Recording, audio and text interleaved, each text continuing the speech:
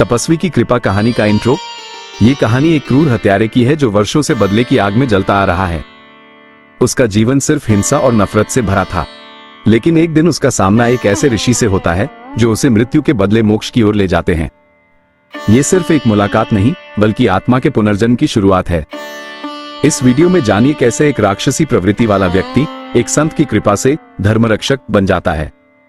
ये केवल कहानी नहीं, जीवन का दर्पण है। अगर आपको हमारी कहानियां पसंद आ रही हैं, तो लाइक करें, शेयर करें और लाइव किस्से चैनल को सब्सक्राइब करना न भूलें। चलिए कहानी शुरू करते हैं। बहुत समय पहले की बात है। उस युग में धरती पर धर्म और अधर्म की शक्तियां आमने सामने थी।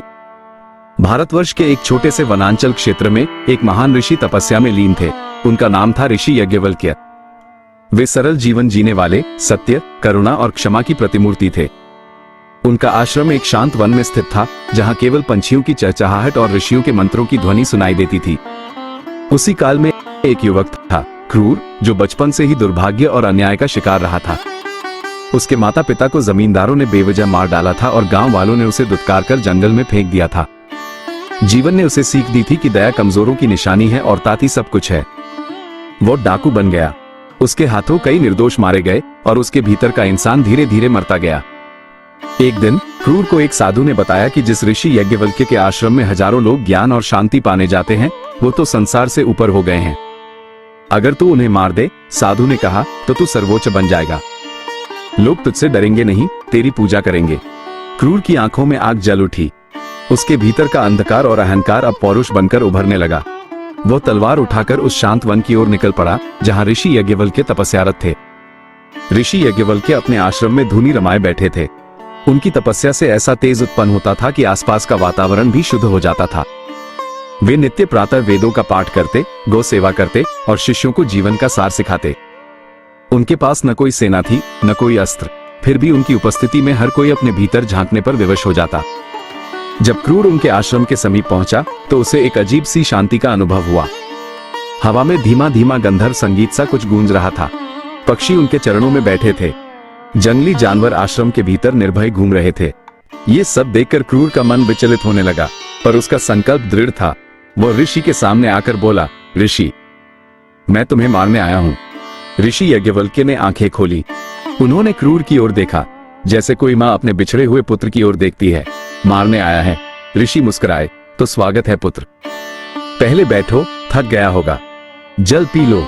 क्रूर स्तब्ध रह गया। उसने जीवन में पहली बार किसी की आंखों में डर नहीं, ममता देखी थी। तू मुझे क्यों मारना चाहता है? ऋषि ने पूछा।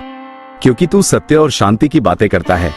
तूने लोगों को ताकतवर नहीं बनाया, कमजोर बना दिया है। मुझे इस झूठ को खत्म करना है। क्रूर चिल्लाया। ऋषि शांत रहे। बोले, शांत हो जा। तूने बहुत पीड़ा सही है। आओ, मैं तुझे एक कथा सुनाता हूँ। क्रूर वहीं जमीन पर बैठ गया।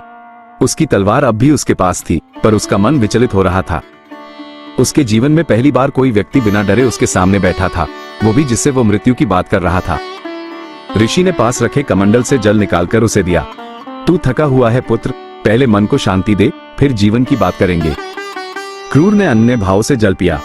उस जल का स्पर्श जैसे उसकी आत्मा तक उतर गया हो। वर्षों से भीतर जमी कठोरता में हलचल सी होने लगी। अब सुन, ऋषि बोले, मैं तुझे एक कथा सुनाता हूँ। कथा उस बालक की जो अपने माता पिता की हत्या के बाद बदले की आग में जलता रहा, पर अंत में जीवन के सच्चे अर्थ को समझा। क्रूर की नजरें चौंक उठी। ये तो उसकी ही कहानी थी। उस बालक का नाम भी क्रूर ही था। ऋषि मुस्कुराए। तू कैसे जानता है? क्रूर ने कांपती आवाज में पूछा।